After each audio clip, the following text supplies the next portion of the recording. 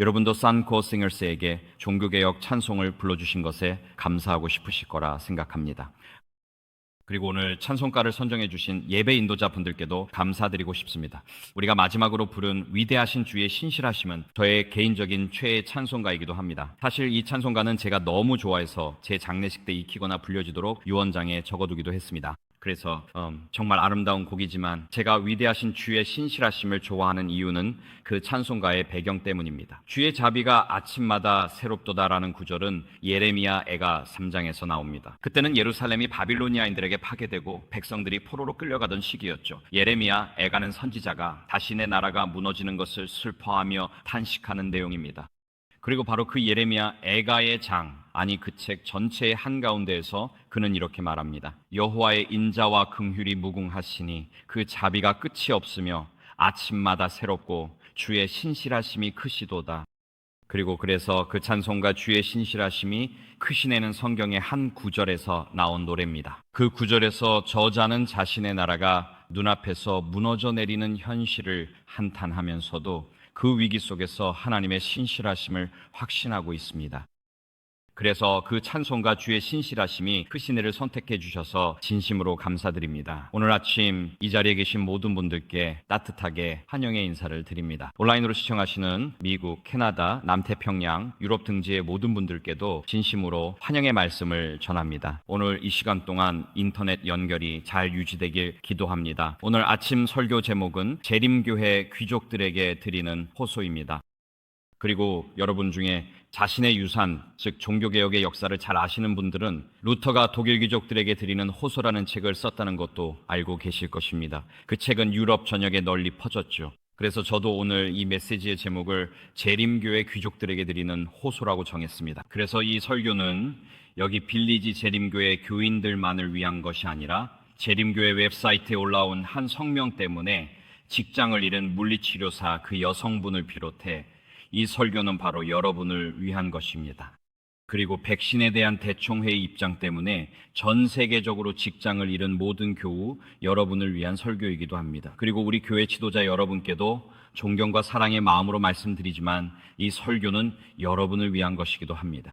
저는 꽤 오랫동안 살아왔고 보시다시피 머리에 흰머리도 좀 있습니다. 그리고 전 세계를 여러 번 다녀봤으며 대부분의 교회 지도자들을 개인적으로 또 이름까지 알고 있습니다.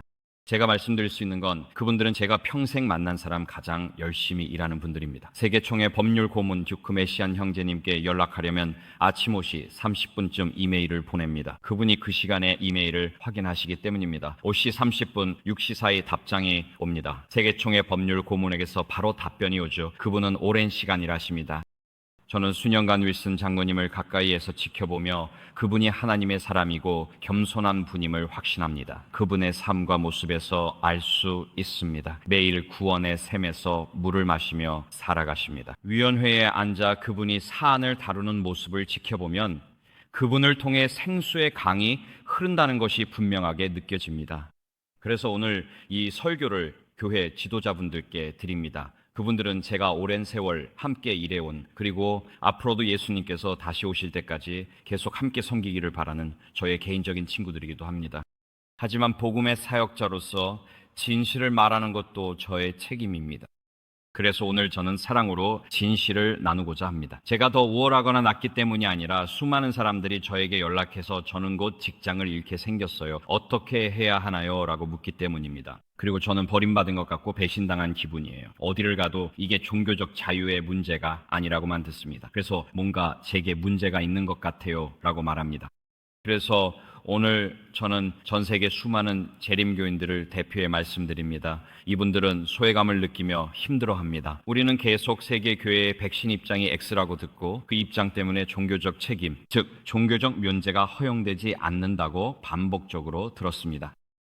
그래서 이 주제는 말하기 어려운 주제가 아니지만 저는 최선을 다해 말씀드리려고 합니다. 그리고 이 설교를 위해 기도하고 깊이 생각하는 시간을 가졌습니다. 이 설교는 전형적인 설교는 아니지만 저는 기만의 시대에 우리가 반드시 일어나 진실을 말해야 하며 그 이후의 결과는 자연스럽게 따라올 것이라고 믿습니다.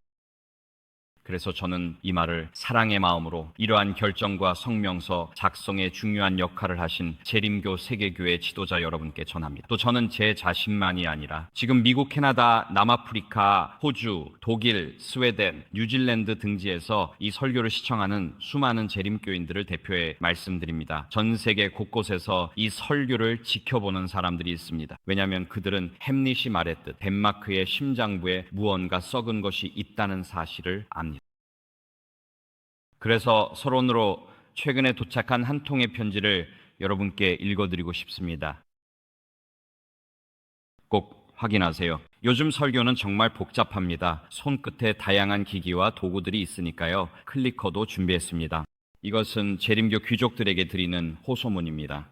자, 오늘 우리가 이야기할 주제는 서론이고 네 부분으로 나눠서 진행할 예정입니다. 우리는 기관적인 관점에 살펴보고 신학적인 관점, 성경적인 관점, 그리고 마지막으로 재정적인 관점에서 면역에 관한 이 성명서들이 재림교인들에게 얼마나 큰 피해를 주고 있는지 살펴볼 것입니다.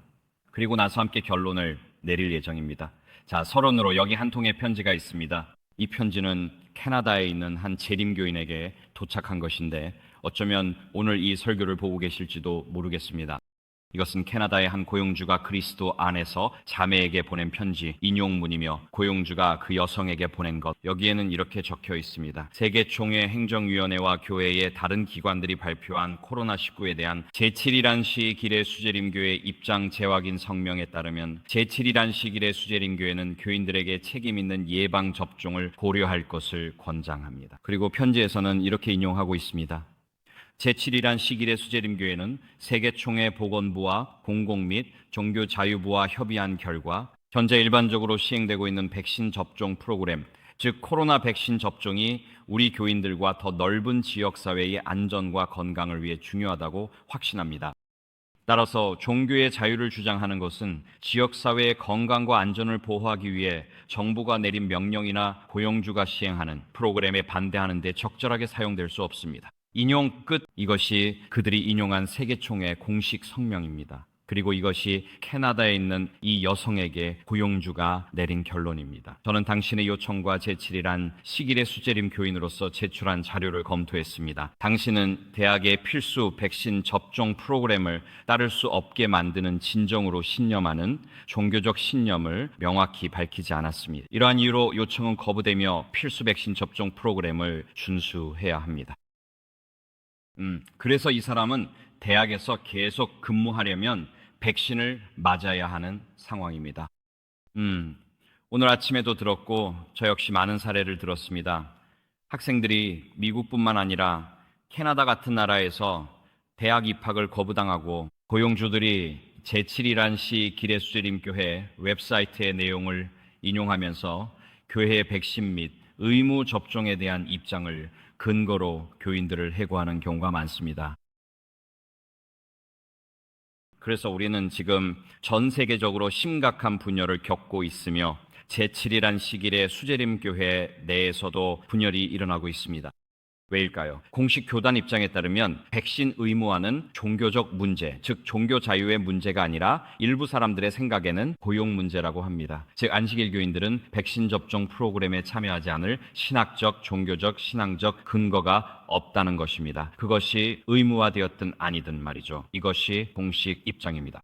그렇다면 우리는 어떻게 여기까지 오게 되었고 또 어떻게 대응해야 할까요?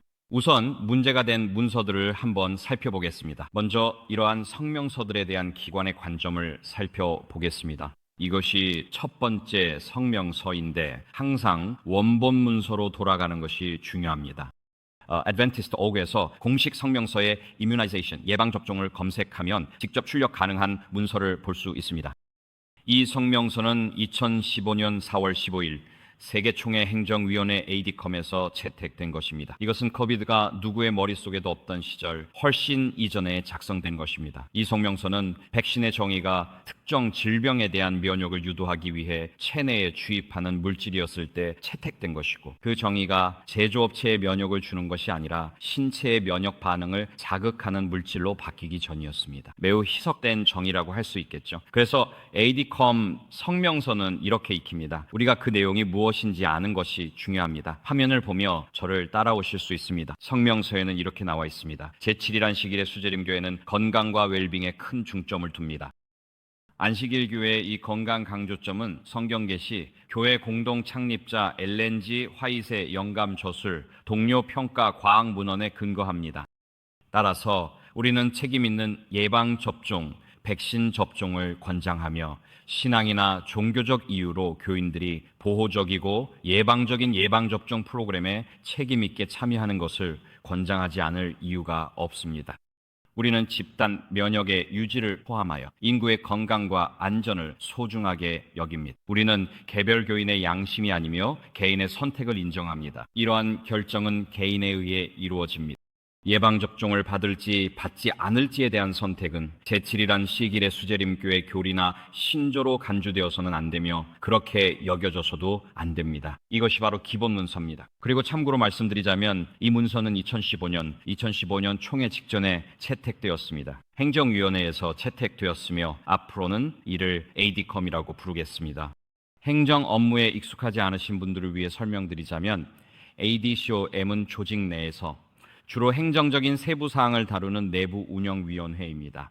이 위원회는 집행위원회도 아니고 이사회도 아닙니다.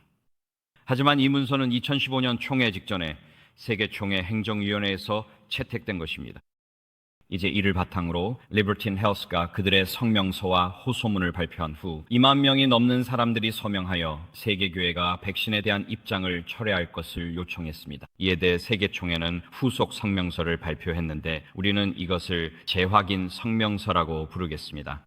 여기 이 문서가 바로 그것인데 너무 길고 장황해서 화면에 다 띄울 수는 없습니다. 하지만 우리는 이것을 재확인 성명서라고 부르겠습니다. 이 성명서는 2021년 10월 25일에 발표되었습니다. 그러니까 불과 몇 달 전의 일입니다.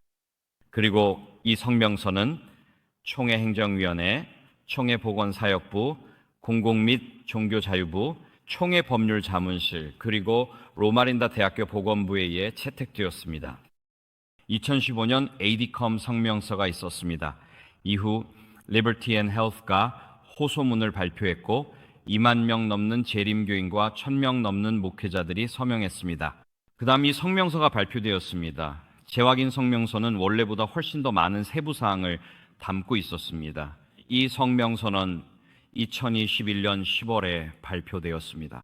그리고 그보다 조금 전에 이건 약간 부수적인 이슈이긴 하지만 NAD가 백신 접종에 관한 자체 성명서를 발표하기로 결정했습니다. 이 성명서는 본질적으로 2015년 성명서를 다시 표현하고 다시 발표한 것이었습니다. 그리고 이 NAD 성명서는 2021년 3월에 발표되었습니다. 그래서 제 생각에는 이 세 가지 성명서를 살펴보면 여기 2015년 ADCOM 성명서, 2021년 10월 재확인 성명서, 그리고 NAD 자체 성명서가 있습니다. NAD 자체 성명서는 본질적으로 2015년 성명서를 반복한 것이기 때문에 그건 한쪽에 둘 수 있습니다. 우리가 이미 여성 안수 논쟁에서 알 수 있듯이 연합회와 지회는 자체 대의체를 가지고 있지 않습니다. 그들은 스스로 신학적 결정을 내릴 수 없습니다. 지회는 사실상 신학적 성명을 발표할 권리가 없습니다. 남는 것은 2015년 ADCOM 성명서와 2021년 재확인 성명서입니다. 여기까지 다들 이해하셨나요? 네, 좋아요. 그러면 우리는 2021년 3월에 발표된 NAD 성명서가 있습니다. 이제 우리는 이 성명서들을 어떻게 이해해야 할까요? 이 사진은 매우 유명한 영국 국회의원 토니 벤의 사진입니다. 저는 그가 했던 거의 모든 말에 동의하지 않았습니다. 그는 마오쩌둥의 열렬한 팬이었습니다. 그는 소련의 친구이기도 했습니다. 만약 도시에 테러리스트가 있다면 그는 그들의 가장 친한 친구였죠.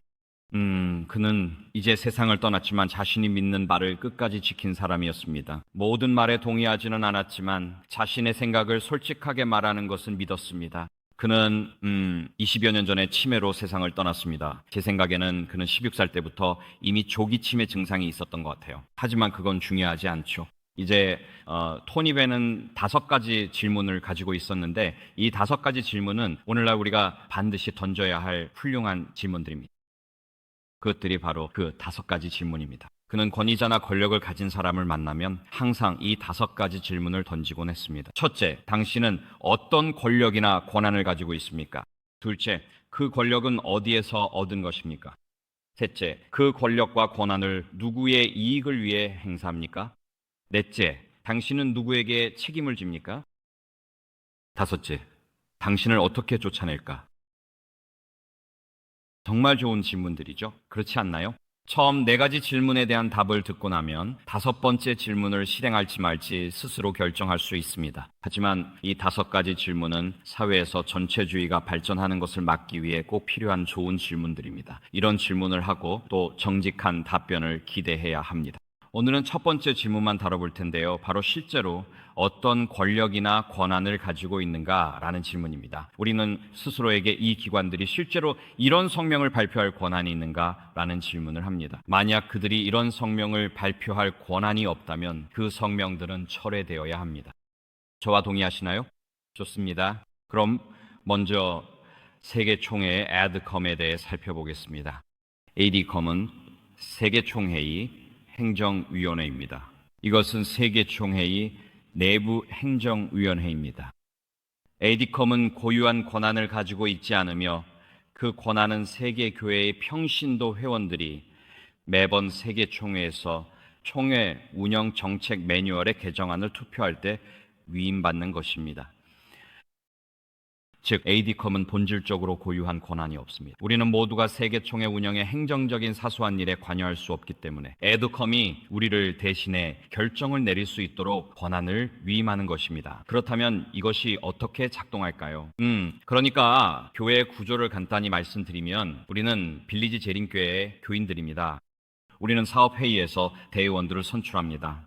그래서 우리 모두가 투표권을 가지고 있고 그 대의원들은 매번 미시간 합회 대의원 총회에 참석합니다. 그리고 모든 교회가 대의원들을 보내며 그 대의원들, 즉 우리 평신도들이 미시간 합회 임원들을 4년 또는 5년 임기로 선출합니다. 여기까지 이해하고 계신가요? 좋아요. 그리고 우리는 미시간 합회에서 평신도가 다수를 차지하는 집행위원회도 선출합니다. 그래서 미시간 합회 집행위원회의 구성원 대부분은 이해관계를 가진 교회 직원이 아니라 여러분과 저 같은 평신도들입니다. 그리고 미시간 합회 집행위원회는 평신도가 다수를 차지한 상태에서 연합회 집행위원회에 누가 대의원으로 갈지에 대해 투표합니다.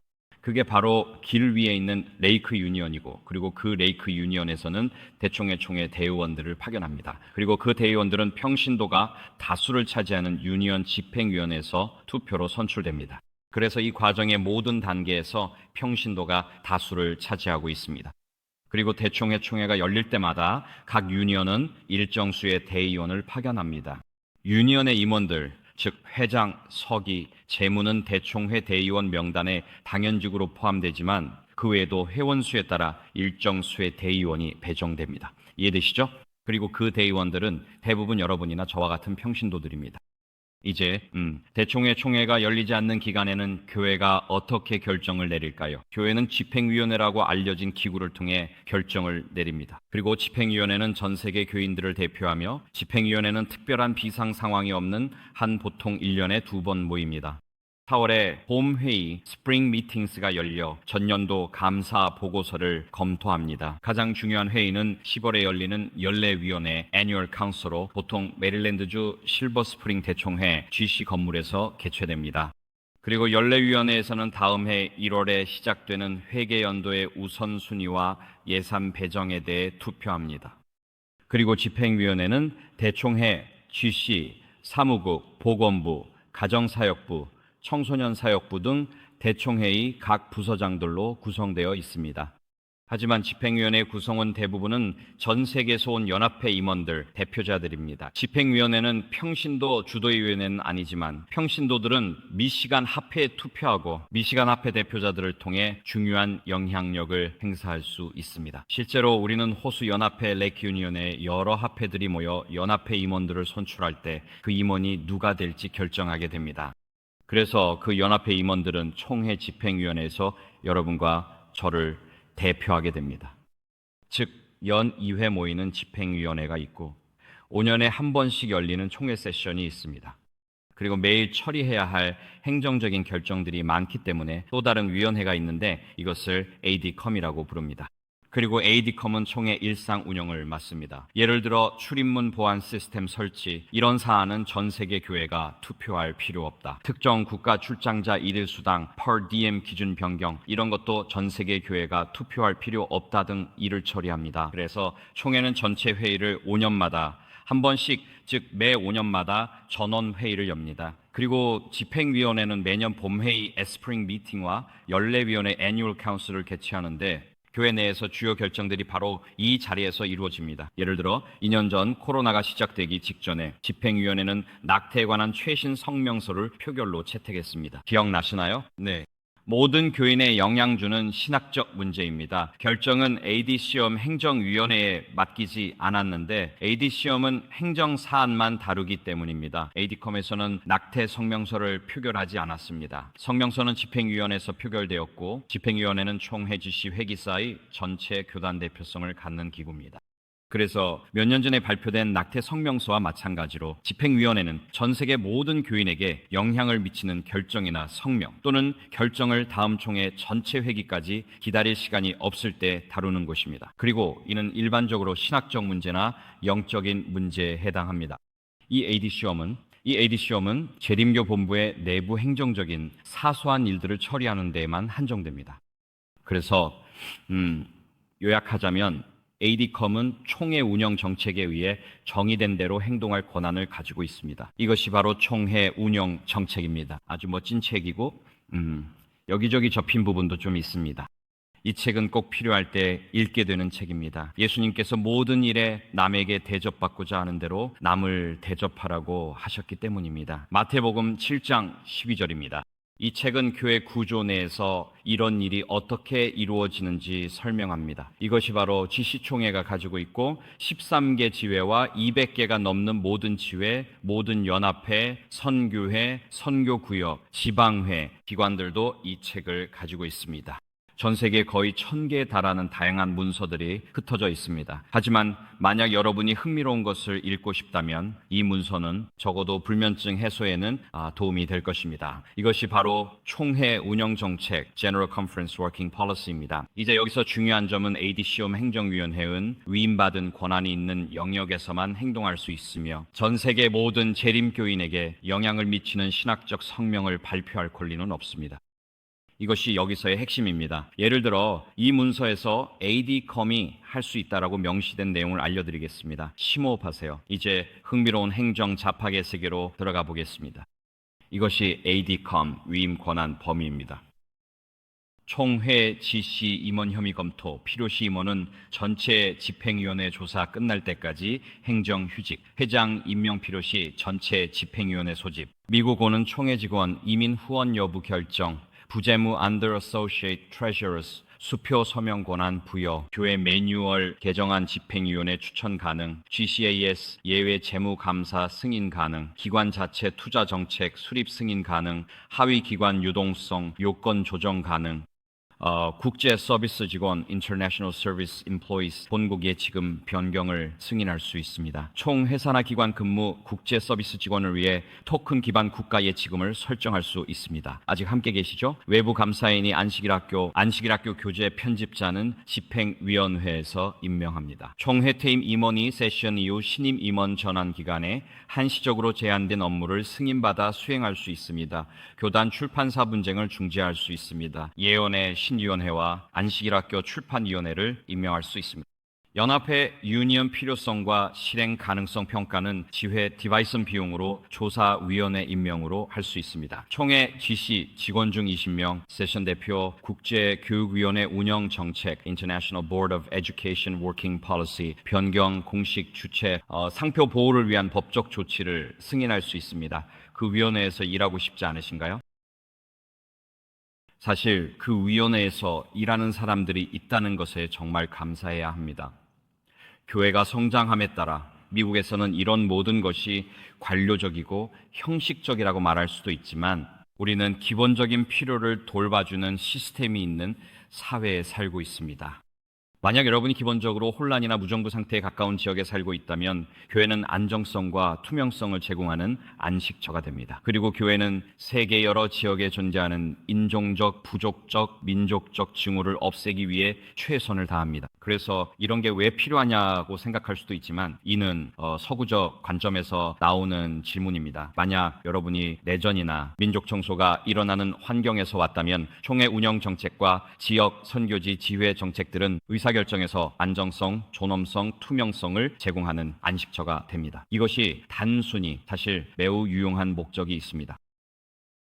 하지만 핵심은 총회 운영 정책을 살펴보면 행정위원회 ADCOM는 전 세계 교인들의 대표제 정부 모델을 통해 위임받은 권한과 힘을 가지고 총회 지시와 총회 직원들의 내부 운영과 관련된 행정 사안들을 처리할 수 있다는 점입니다. 이 점에 대해서는 우리가 동의할 수 있습니다. 핵심은 이것입니다. 행정위원회 ADCOM는 2015년부터 예수님께서 다시 오실 때까지 전 세계 교인들을 위해 신학적, 영적 사안을 결정할 권한이 없습니다. 그들에게는 그런 권한이 없습니다. 이것이 근본적인 문제입니다. 이제 우리는 그들이 권한을 가진다고 생각합니다. 그 성명을 발표했기 때문이죠. 하지만 오랜 행정 경험상 행정위원회 ADCOM는 그런 위임된 권한이 없습니다. 따라서 그 성명은 결국 무효입니다. 만약 그 성명을 발표한 사람들이 그 성명을 발표할 권한이 없었다면, 그리고 그 성명이 교회의 백신에 대한 입장의 근간이라면 이 성명은 철회되어야 합니다. 아멘. 신학적 문제와 새로운 기본 신조의 투표에 이르기까지 이는 전 세계 모든 재림교인에게 영향을 미치므로 전체 총회가 소집된 자리에서 평신도 대표 다수의 투표로 결정되어야 할 사안입니다. 실제로 총회 정책집에는 다음과 같이 명시되어 있습니다. 비오배격 조항을 인용하자면 교단 신조의 정의는 총회 본회의에 위임된다라고 되어 있습니다. 따라서 신학적 문제는 평신도 다수가 결정을 내릴 때 세계 교회에 위임되는 것입니다. ACOM에는 단 한 명의 평신도도 포함되어 있지 않습니다. 그 성명을 위해 투표한 모든 사람들은 제 생각에 11조나 기타 수입번에서 급여를 받는 교회 직원들이었습니다. 따라서 그들은 그런 성명에 투표할 때 이해 상충의 상황에 놓이게 됩니다. 왜 그들이 이해 상충에 처하게 되는지는 곧 설명드리겠습니다. 이제 우리가 가지고 있는 두 번째 성명은 이 재확인 성명입니다. 이제 이 성명은 이렇게 말합니다. 여기 살펴보겠습니다. 다시 ADCOM으로 가보죠. ADCOM은 말합니다. 우리는 책임 있는 예방접종을 권장하며 종교적 또는 신앙에 근거한 이유가 없습니다. 이건 신학적 성명입니다. 여러 번 말씀드렸듯이 ADCOM은 이런 성명을 발표할 권리가 없습니다. 이것은 초과 권한 행위, Ultra Vires Act라고 하며 울트라는 넘어서 비례 쓰는 라틴어로 남자를 뜻하는 바이르에서 유래합니다. 여기서 viril이나 virility 단어가 파생됩니다. 남자가 남성적이면 viril하다고 표현하죠. 그래서 Ultra Vires Act란 ADCOM이 2015년에 이 성명을 채택했을 때 그들이 그런 성명을 발표할 권한을 넘어선 행동을 했다는 의미입니다. 이제 우리는 재확인 성명 자체로 넘어가게 되는데 이 재확인 성명은 훨씬 더 흥미롭습니다. 그리고 재확인 성명은 우리의 입장을 더욱 강화시켰고 원래 백신 성명보다 이 재확인 성명이 더 자주 사용돼 재림교인들의 종교적 면제 요청을 거부하는 데 이용되고 있습니다. 왜 그럴까요? 왜냐하면 재확인 성명에서는 따라서 종교적 자유 주장은 지역사회 건강과 안전을 지키기 위한 정부 명령이나 고용주 프로그램에 반대하는 데 적절하게 쓰일 수 없습니다. 라고 명시하고 있기 때문입니다. 자, 다시 말씀드리지만 저는 이 부분을 여러 번 살펴봤고 여기서 여러 가지를 강조할 수 있지만 흥미로운 점은 이 성명을 누가 발표했느냐는 것입니다. 이 성명은 총회 행정진이 공동으로 발표한 것입니다. 그러니까 ADCOM 행정위원회이 아니라 단순히 행정 책임자들이 발표한 것이죠. 성서연구소, 대총회 보건부, 공공 및 종교자유부, 대총회 법률자문실, 그리고 로마린다 대학교 헬스입니다. 이제 반복이 될 수도 있겠지만 분명히 말씀드리고 싶습니다. 재림교회 역사상 총회 전체 회의나 ADCOM 또는 행정위원회에서 이 그룹의 사람들이 이런 성명을 발표하도록 승인한 적은 단 한 번도 없습니다. 이건 마치 우리가 여기서 세 사람을 모아서 우리가 세계 교회를 대표해서 성명을 발표하겠다고 하는 것과 같습니다. 이것은 전 세계 재림교인들에게 사실상 종교적 면제권을 부정하는 신학적 성명이며, 이런 성명을 만들도록 임무를 받거나 권한을 위임받은 적이 없는 사람들이 모여서 작성한 것입니다. 어디에도. 이 성명은 리비디언 자유와 건강 호소에 대한 대응으로 나온 것으로 알고 있습니다. 하지만 온라인으로 시청하시는 분들께 모든 존경을 담아 그리고 사랑의 마음으로 말씀드리자면, 우리 교인들은 결코 이 그룹에게 그런 신학적 성명을 발표할 권한을 위임한 적이 없습니다. 여러분은 그런 권한이 없습니다. 지난주 OS사 대법원에서 대법원은 OS사가 그 명령을 내릴 권한을 부여받지 않았다고 판결했습니다. 그리고 오늘 제가 여기서 똑같이 말씀드리고자 하는 것은, 우리 교인들은 재림교회의 역사상 결코 이 그룹, 이 부서들의 집합체에 전 세계 교인들의 종교적 자유 요청을 부정하는 신학적 성명을 발표할 권리를 준 적이 없다는 것입니다. 아멘. 그러니 문구가 아무리 정교하더라도 이 재확인 성명은 본질적으로 결코 정당하지 않으며 무효이고, ADCOM 성명과 마찬가지로 즉시 철회되어야 합니다. 아멘. 더 나아가 우리의 대의제 정부 시스템은 지역 합회, 연합, 지회, 그리고 총회 세션의 의사결정 포럼에서 평신도 다수 대표를 요구합니다. 그리고 제가 파악한 바로는 이 안건에 찬성표를 던진 모든 사람들, 그리고 이 안건에 표를 던진 모든 사람들이 모두 교회에서 급여를 받는 직원들이었습니다. 곧 보시겠지만 그들은 심각한 재정적 이해 충돌해서 행동하고 있었습니다. 교회 직원들은 일자리를 잃지 않지만 전 세계의 재림교인들은 일자리를 잃게 되는 결정 과정에 평신도 대표는 전혀 없었습니다. 이건 뭔가 잘못됐습니다. 재림교 리뷰 성명서의 고용과 사회적 교류에서의 강제적 배제를 촉구하는 내용을 발표하면서 동시에 그 회원들에게 자신들을 고용해서 배제할 수 있다고 말하는 기관에 11조를 계속 바치라고 요구하는 시스템에는 근본적으로 심각한 문제가 있습니다. 덴마크의 심장부에 무언가 썩은 것이 있습니다. 아멘. 그러니 설령 오늘 ADCOM 성명서와 재확인 성명서가 철회된다 해도 전 세계의 고용주들은 이 성명서들을 이용해 재림교인들의 종교적 면제 요청을 거부하고 있습니다. 그 결과 재림교인들은 일자리를 잃고 자신이 선택한 대학 전공을 공부할 기회도 잃고 있습니다. 이 성명서들이 웹사이트에 남아있는 하루하루마다 아무런 잘못도 없는 평범한 교인들이 끔찍한 대가를 치르고 있습니다. ADCOM 성명서는 ADCOM에 위임된 권한을 넘어섰고, 재확인 성명서는 그러한 성명을 발표할 권한이 전혀 위임되지 않은 임시그룹에 의해 발표되었습니다. 저는 GC가 두 성명서를 즉시 철회하고 이 불법적인 성명서들을 근거로 고용주가 종교적 면제 요청을 거부하여 일자리를 잃은 모든 재림교인들에게 사과하고 보상해야 할 도의적 의무가 있다고 믿습니다. 아멘. 이것이 우리를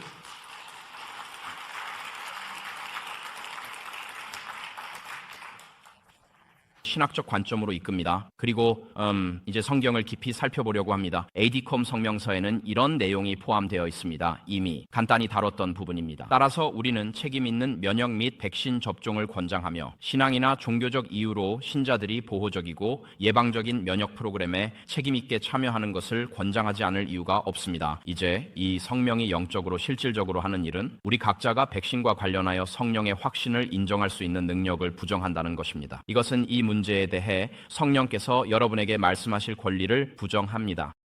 그리고 그렇게 함으로써 이는 사실상 백신 문제에 대해 성령께서 여러분에게 말씀하실 어떠한 권리도 없다고 부정하는 것과 같습니다. 이것이 바로 이 특정 성명의 신학적 영향입니다. 이제 요한계시록 14장에 나오는 영원한 복음의 선포는 우리가 타락한 세상에 지배적인 내러티브와 정반대의 의견을 가지고 있더라도 사회적 고립, 주류 언론의 요구와 교리, 경제적 배제, 고용 의무화, 그리고 궁극적으로는 사형에 이르기까지 지구의 거주자들이 하나님을 두려워하고 그분께 영광을 돌리라는 부르심에 응답할 수 있을 만큼의 양심의 자유를 여전히 가지고 있음을 전제로 합니다.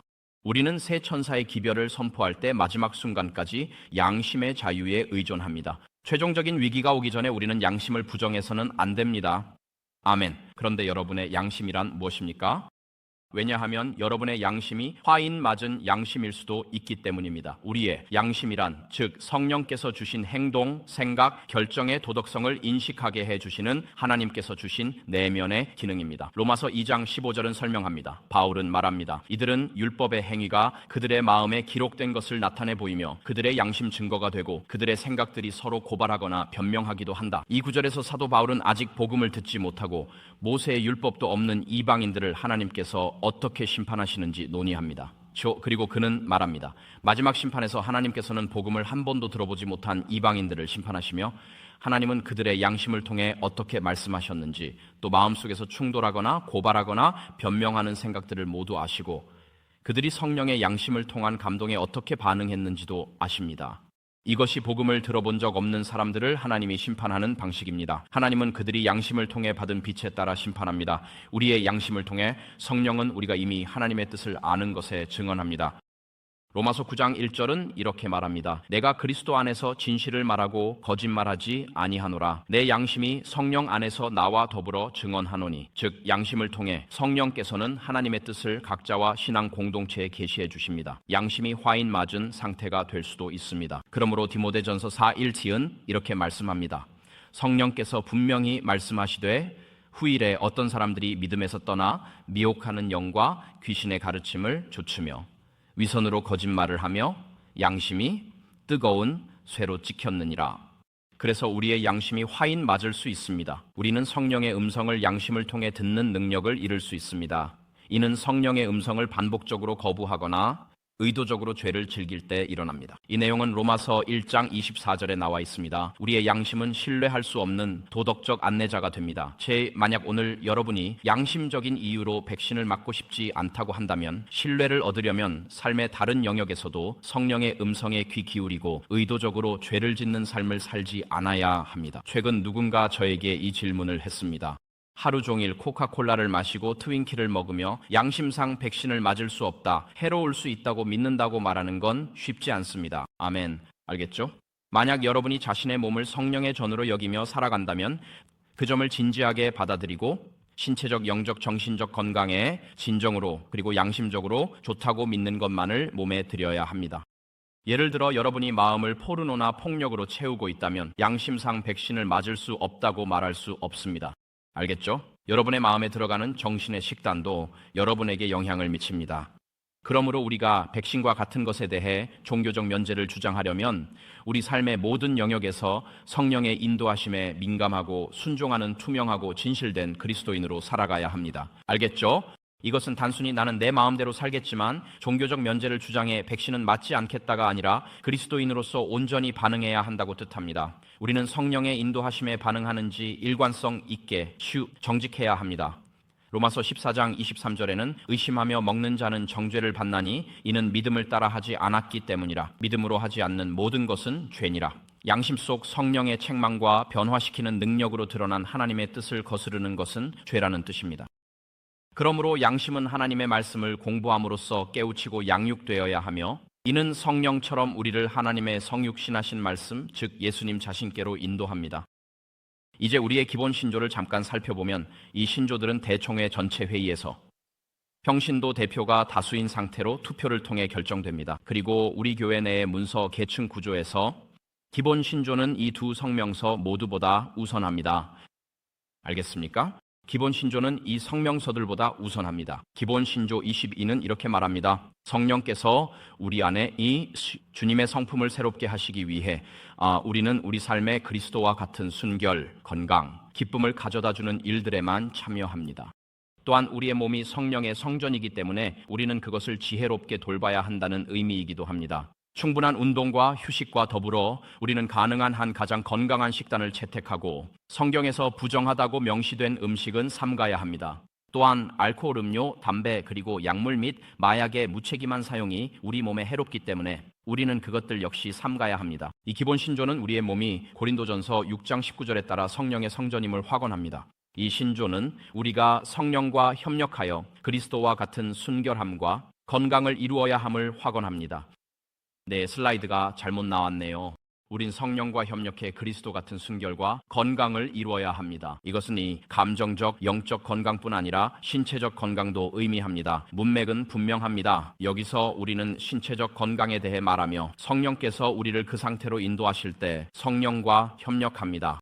신체적으로 건강할 때 마음은 하늘의 진리를 더 잘 인식합니다. 이것이 마음, 몸, 영혼의 관계입니다. 만약 여러분이 예를 들어 의학적 문제로 고통받고 그것이 우울증으로 이어진다면 그 문제가 치료되어 우울증이 사라지고 마음이 본래 기능을 회복했을 때보다 하늘의 진리를 인식할 가능성이 더 낮아집니다. 지금 알겠죠? 이 진술은 정신적, 영적 건강뿐 아니라 신체적 건강도 말합니다. 전체 맥락에서 분명합니다. 이제 세계총회에서 출판한 28가지 기본 신조에 대해 담스티그트가 언급한 내용이 있습니다. 참된 그리스도인은 그리스도를 바라보며 항상 자신의 몸으로 하나님께 영광을 돌리고 자신이 그분의 귀한 피로 사신 소유임을 깨닫게 될 것입니다. 따라서 고린도전서 10장 31절에 따르면 너희가 먹든지 마시든지 무엇을 하든지 다 하나님의 영광을 위하여 하라고 했으니 우리는 몸과 마음에 드리는 것 또 혀를 통해 내보내는 것의 선택을 통해 하나님께 영광을 돌리게 됩니다. 성령께서는 우리의 양심을 통해 말씀하시고 우리는 성령과 협력하며 인도하심을 받아 그리스도를 닮은 순결함과 신체적, 정서적, 영적 건강을 이루게 됩니다. 하나님의 말씀과 우리가 인용한 구절들 그리고 기본 신조 22에 따르면 여러분이 몸에 드리는 것은 양심의 문제입니다. 즉 성령께서 이 문제에 대해 우리를 인도하신다는 것이고 따라서 이것이 양심의 문제이므로 우리 800 및 종교 자유, 지도자들과 부서에서는 반드시 종교적 자유의 문제로 간주해야 합니다. 이제 여기서 재확인 성명서는 이렇게 말하고 있습니다. 저희도 동의합니다. 여기 나와 있습니다. 우리 몸이 성령의 전이고 우리는 창조와 구속을 통해 그리스도의 것이므로 전 코비드-19 백신 접종에 대해 하나님의 뜻을 구해야 합니다. 여러분이 성령께 인도해 주시길 구한다는 의미죠? 그렇습니다. 정확히 그렇습니다. 임의총회 행정위원회 에드컴에서 결정했다면 왜 개인적으로 하나님의 뜻을 구해야 합니까? 이것은 개인 선택의 문제입니다. 우리는 누구의 신념이 더 중요하다고 믿습니다. 성령. 우리는 하나님의 말씀과 양심에 인도받고 성령께서 마음에 역사하며 충분한 정보를 바탕으로 판단해야 합니다.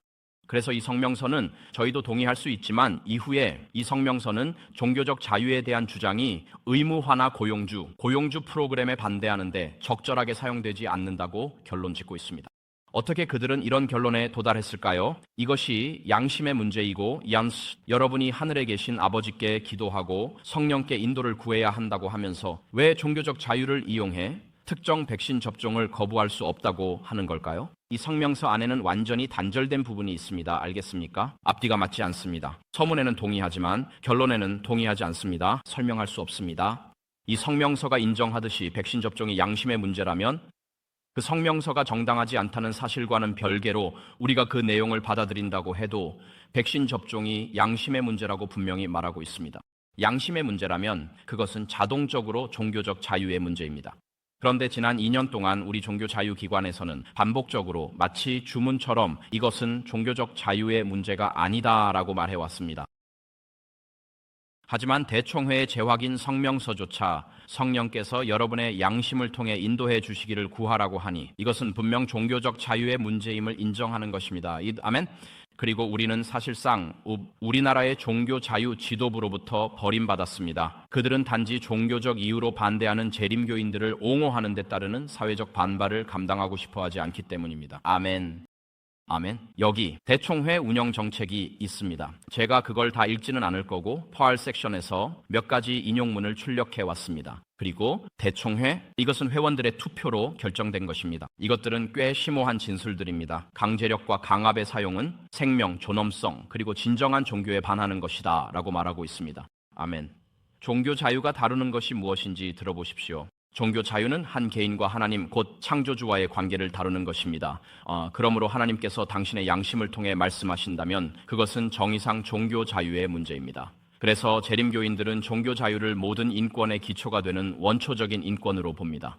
우리가 왜 그렇게 이해할까요? 하나님께서 아담을 창조하셨을 때 하와가 오기 전에는 첫 번째 계명만 적용되었습니다. 즉 내 마음과 뜻과 정성을 다하여 주 너의 하나님을 사랑하라는 계명입니다. 하와가 창조되어 인간의 동반자가 생기면서 내 이웃을 네 자신과 같이 사랑하라는 계명이 적용됩니다. 첫 번째 계명이 가장 위대한 계명이며 에덴 동산에서 아담과 하나님 관계는 다른 인간 관계보다 먼저 있었습니다. 여러분의 가장 근본적인 인권, 즉 첫 번째 인권은 하늘에 계신 아버지와의 관계입니다.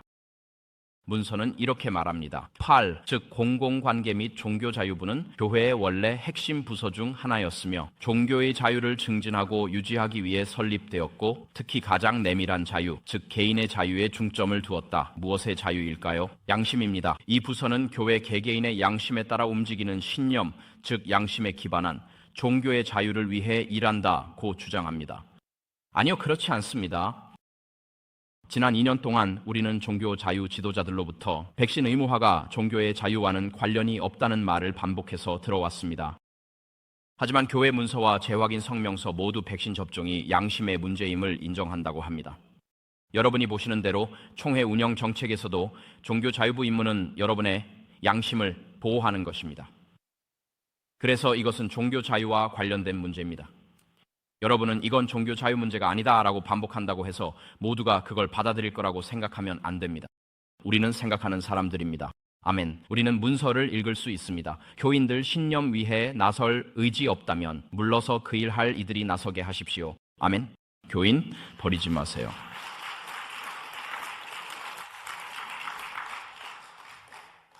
이제 예수님께서 잠시 후에 가르치셨습니다.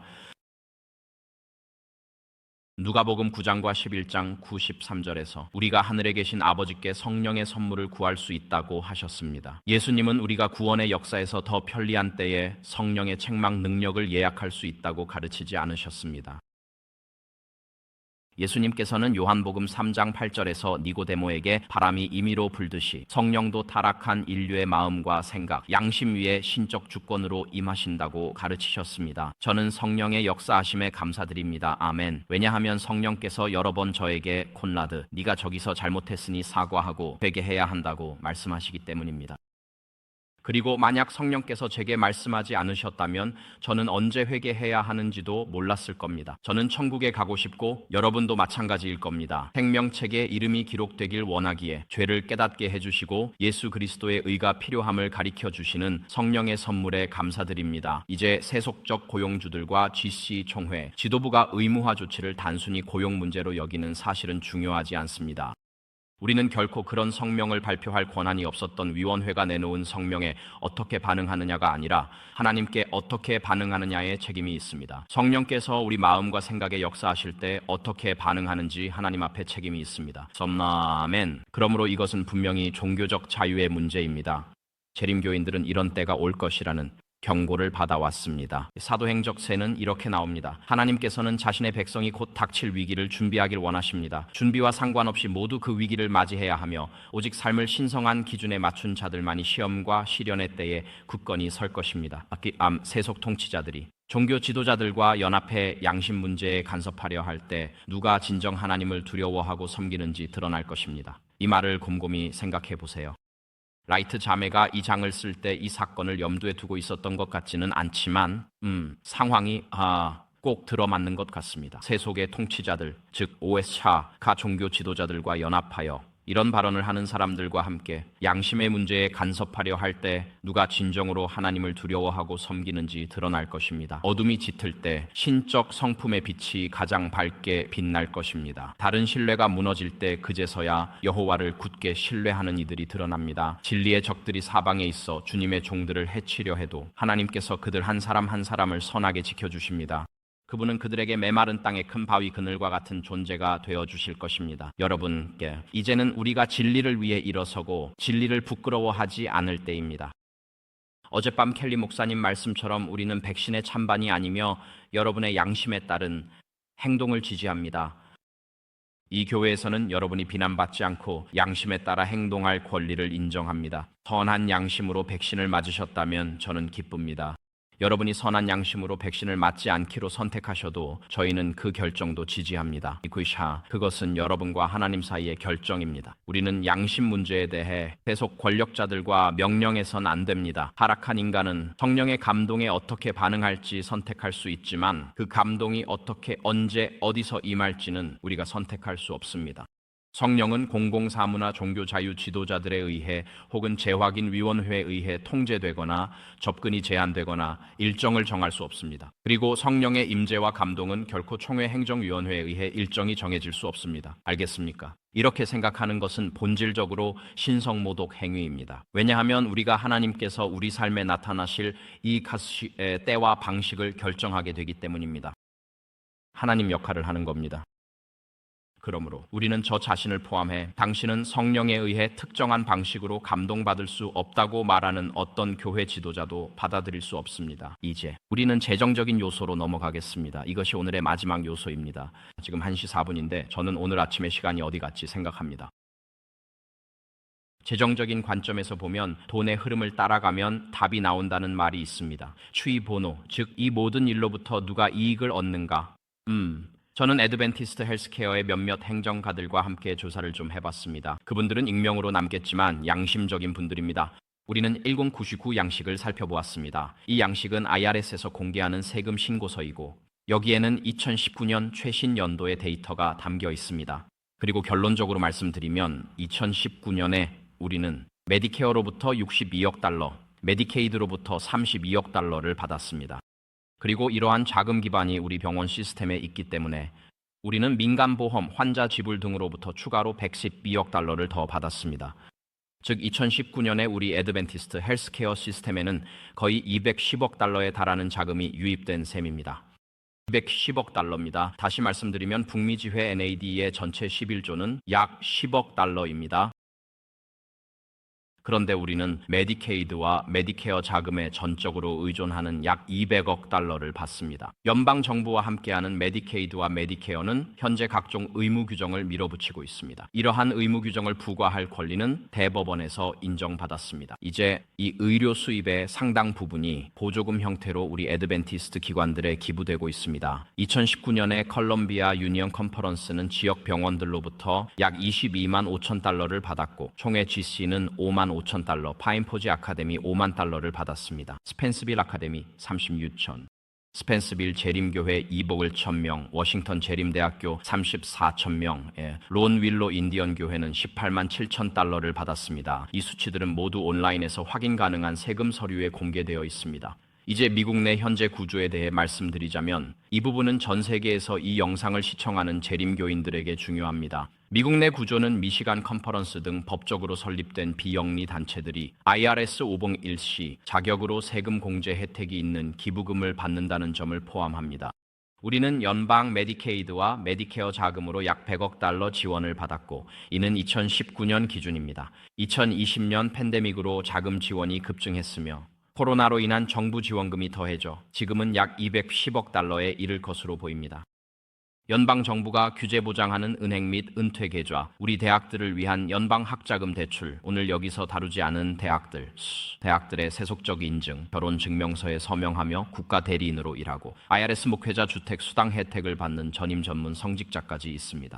우리의 종말론과 마지막 때에 미국이 양심을 짓밟는 역할을 생각해 볼 때 우리가 계시록의 두 번째 짐승과 얼마나 재정적으로 얽혀 있는지 정말 놀랍기만 합니다. 아멘. 이제 총회 업무와 정책에서는 이렇게 말합니다. 좋은 조언입니다. 예수님은 경제적 또는 물리적 압박과 같은 대립적인 방법을 결코 사용하지 않으셨다. 교회 회원들과 기관들은 회원의 양심을 침해할 수 있는 조직들로부터 자유롭고 독립적으로 남아 있어야 한다. 교회와 국가의 결합 또는 예를 들어 의료와 OSHA 혹은 HHS는 차별과 불관용의 확실한 공식이며 박해가 퍼질 수 있는 비옥한 토양을 제공한다. 그리고 우리는 아멘이라고 말합니다. 이것이 바로 우리 공공 업무 및 종교 자유 부서 섹션이 우리 업무 정책 매뉴얼에서 말하는 내용입니다. 그리고 우리는요, 이것이 우리 눈앞에서 일어나고 있지 않습니까? 지금 이 일이 우리 눈앞에서 일어나고 있습니다. 그래서 우리는 여기서 더 넓은 질문을 해야 합니다. 이것은 코비드 백신 의무화 문제를 넘어섭니다. 그 질문은 바로 이것입니다. 미국이 우리 눈앞에서 자유의 땅, 용기의 집에서 요한계시록 13장에 예언된 전체주의적 두 번째 짐승으로 변해갈 때 우리는 얼마나 더 솔직하게 연방 자금에 의존할 수 있을까요? 왜냐하면 연방 자금에 의존하면 연방 정부의 입맛에 맞춰 춤을 출 수밖에 없기 때문입니다.